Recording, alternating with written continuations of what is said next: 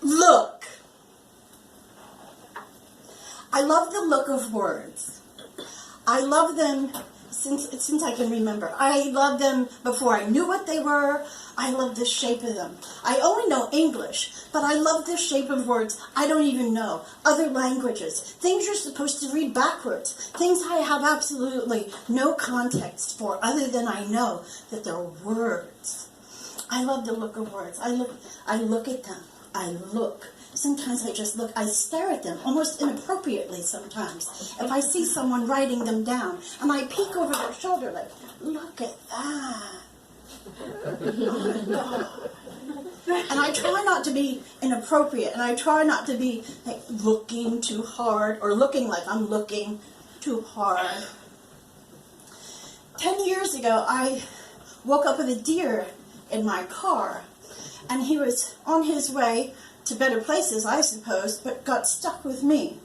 He did not make it out alive. I did.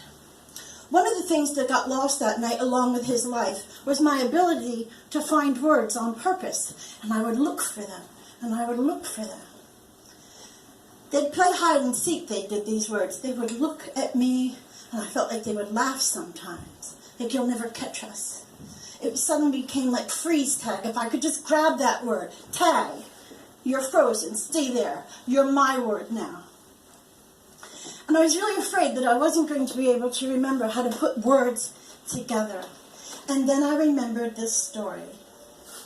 When I was just about 25, I was in a grocery store, and this tall, white-haired woman came waltzing over toward me.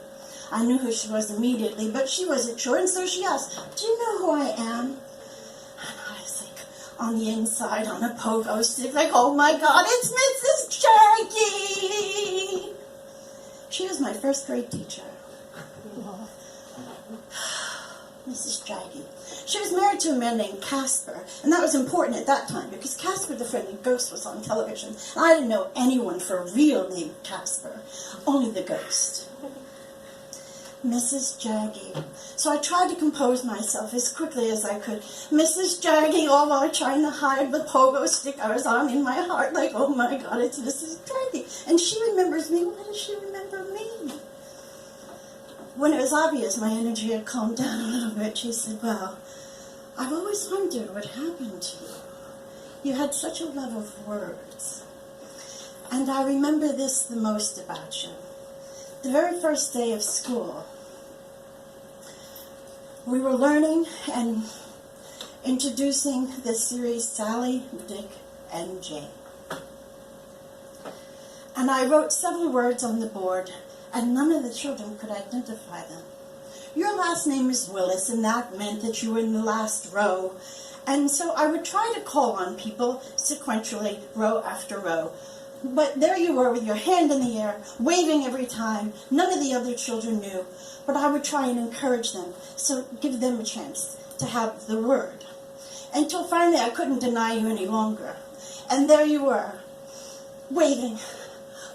I know it! And I was trying to be quiet. I was. I didn't want to get in trouble for speaking out loud in school without being called on first. But I just couldn't take it anymore. I knew the word.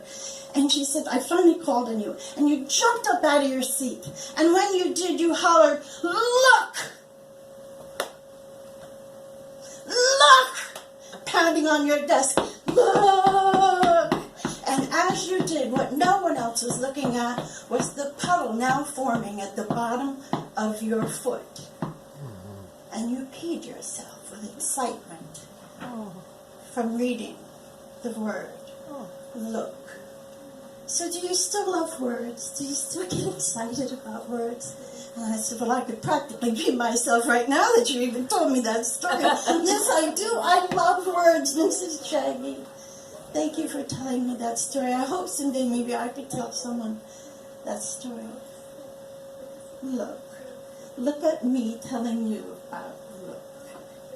Thank you, Mrs. Terri. And thank all of you.